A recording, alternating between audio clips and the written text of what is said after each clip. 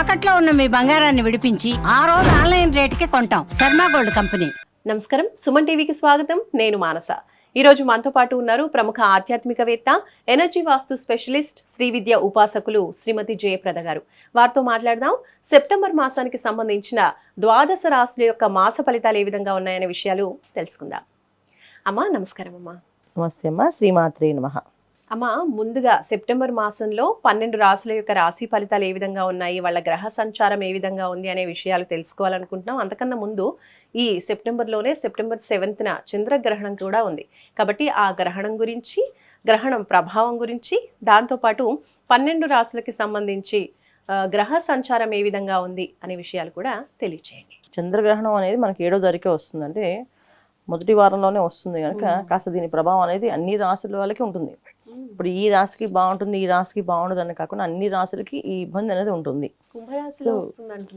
కుంభరాశిలో వస్తుంది. ఈ గ్రహణం యొక్క విశేషం ఏంటంటే ఏ రాశికి బాగుంటుంది, ఏ నక్షత్రం బాగుంటుంది. గ్రహణం అనేది ఏంటంటే మన పూర్వీకుల్లో కానీ మన వేదాల్లో కానీ చెప్పింది ఏంటంటే, గ్రహణం అంటే మనం అపవిత్రం అవుతాము, పవిత్రంగా ఉండాలి అంటే మనం కొంచెం అశౌచాన్ని పాటించాలి.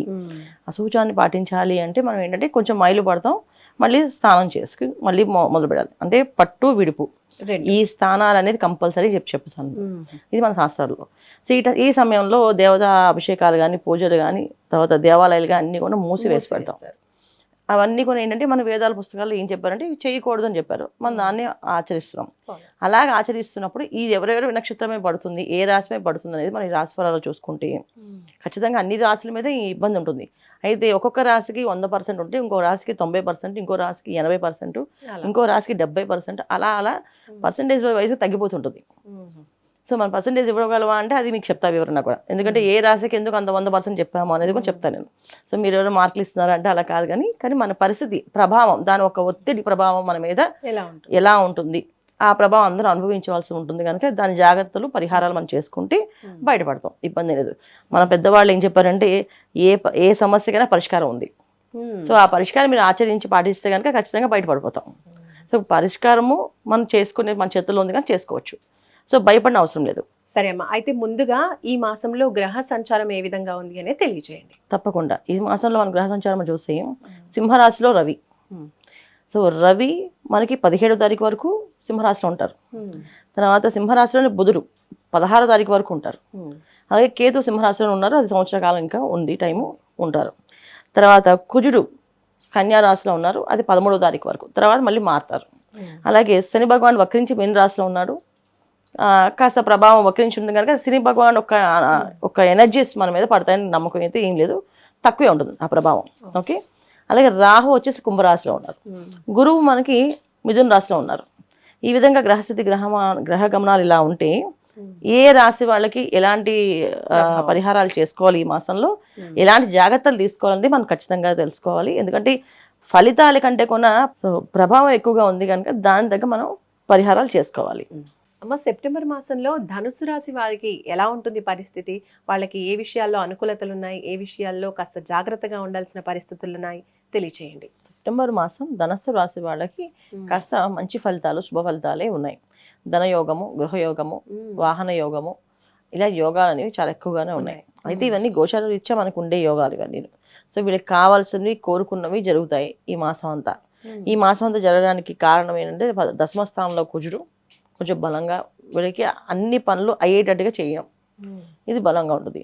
సప్తమ స్థానంలో గురువు యొక్క అనుగ్రహంతో అన్ని పనులు, అంటే గురువు కుజులు ఎప్పుడూ కలయిక ఉంటే, వీక్షణ కానీ చూపు కానీ ఉంటే ఖచ్చితంగా ఆ మంచి ఫలితాలు ఉంటాయి అనేసి. సో కుజుడికి కన్యారాశి నుంచి 4వ దృష్టి అంటే ధనస్సుని చూస్తుంటాడు ఇక్కడ, అందువల్ల అంటే ఖచ్చితంగా మంచి ఫలితాలు ఉంటాయి. అలాగే గురువు సప్తమ స్థానం నుంచి ధనస్సుని చూస్తున్నాడు. సో అంటే ఇద్దరు వీక్షణ ఉండడం వల్ల అంటే పని పట్టుదలతో, మొండితనంతో గట్టిగా చేసుకొని వస్తారు. అది కూడా ఎలా చేసుకొని వస్తారు, ఒక పెద్దవాళ్ళ అనుగ్రహంతో, గురువుల ఒక గైడెన్స్ తోటి. సో ఎవరో ఒకరు వీళ్ళు ఆదర్శంగా తీసుకొని వాళ్ళు చెప్పి చేతులతో వాళ్ళు చెప్పినట్టుగా వింటూ చేసుకొని వచ్చారు, అంత ఈజీగా చేసుకొని వస్తారు అనమాట. ఎప్పుడైతే మనకి ఇంటికి ఒకళ్ళు పెద్దవాళ్ళు ఉండి వాళ్ళు మనకి గైడ్ చేస్తుంటారో మనం సంతోషంగా పనిచేసేస్తాం, ఈజీ ఉంటుంది కదా. ఒక దారి చూపిస్తుంటారు, ఇది ఇలా చేయి, ఇది ఇలా చేయండి, చేసేవచ్చు ఈజీగా. అలా వీళ్ళకి మార్గదర్శకంగా గురువులు అనేది వాళ్ళు ఎక్కువగా ఉంటారు, వీళ్ళకి అనుకూలంగా జరిగే అవకాశం ఉంటుంది.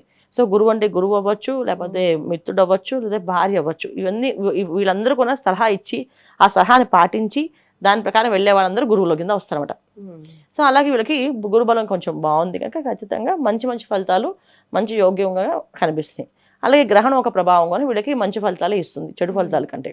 సో మంచి ఫలితాలే ఉన్నప్పటికీ కూడా గురువు ఒక్క నక్షత్రం మీద గ్రహణం అవుతుంది కనుక, సో ఈ గురువు రాశి కనుక ఈ ధనస్సు రాశి కూడా రాసాధిపతి కూడా గురువే కనుక గురు నక్షత్రాల మీద గ్రహణం ఏర్పడుతుంది కనుక ఈ గ్రహణం ఇంపాక్ట్ వాళ్ళకి కాస్త మంచి ఫలితాలు కాస్త చెడు ఫలితాలు రెండు వస్తాయి.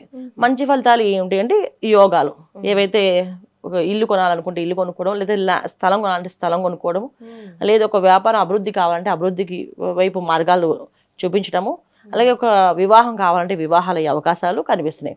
అలాగే ఇప్పుడు ఏంటంటే గురు నక్షత్రం అవుతుంది కనుక ఆరోగ్య సమస్యలు, అనారోగ్య సమస్యలు, సో గ్యాస్ సంబంధించిన ఇబ్బందులు అంటే సరిగా ఇండైజెషన్ ప్రాబ్లం రావడం, డైజెషన్ సిస్టమ్ పని చేయకపోవడం, అజీర్తి జరిగే అవకాశాలు ఎక్కువగా ఉండడం, ఫుడ్ పాయిజన్స్ అయ్యే అవకాశాలు ఎక్కువగా ఉండడం, ఇవన్నీ జరుగుతాయి. అంటే ఏంటంటే లేట్ నైట్గా నిద్రపోవడం కానీ లేట్ నైట్లో తినడం కానీ చేయకూడదు ఈ ధనుసు రాశి వాళ్ళు ఈ మాసం అంతా.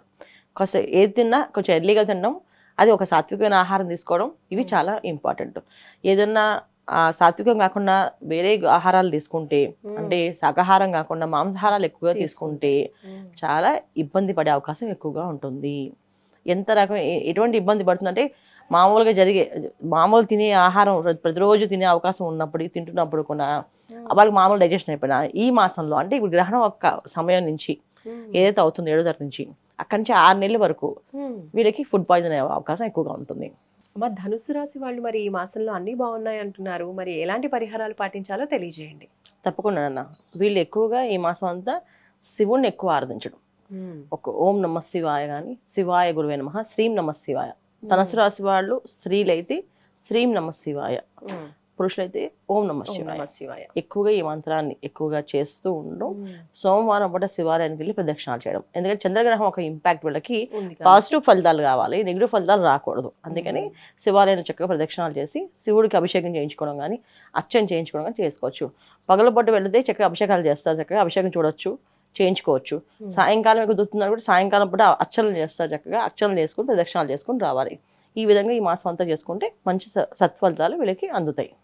ధన్యవాదాలమ్మా, నమస్కారం. నమస్తే అమ్మా, శ్రీమాత్రే నమః.